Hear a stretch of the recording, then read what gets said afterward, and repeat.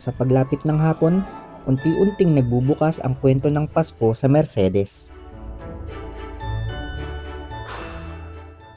Habang abala ang mga nagtitinda sa paghahanda ng pagkain, ramdam na may paparating na selebrasyon.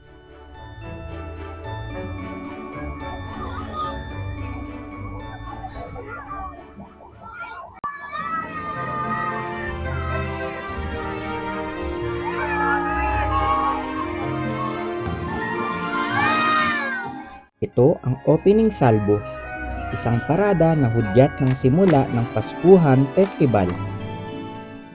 Sayaw, kulay, at saya sa mismong kalsada.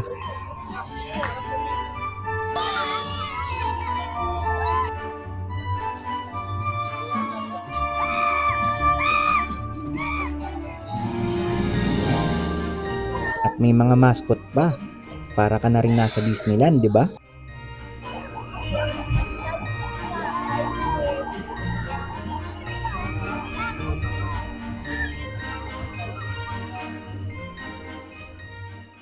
Habang lumalalim ang gabi, nagiging sentro ng saya ang mga maliliwanag na stalls na maraming pagkain at mga nagagandahang parol sa paligid.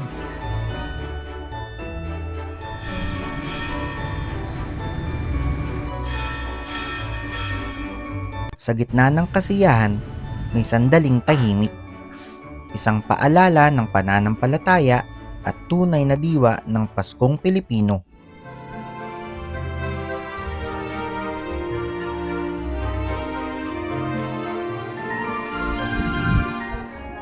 Dito, buhay ang kalsada. Sama-sama nagdiriwang ang komunidad, bata man o matanda.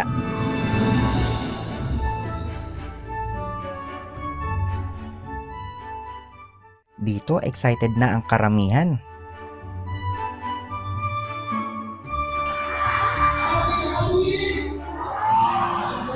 At pagtapos ng pagbati ng aming punong bayan na si Mayor Alex Parillo, ang lahat ay nakiisa sa pagbilang upang magpailaw, hudyat ng simula ng Pasko.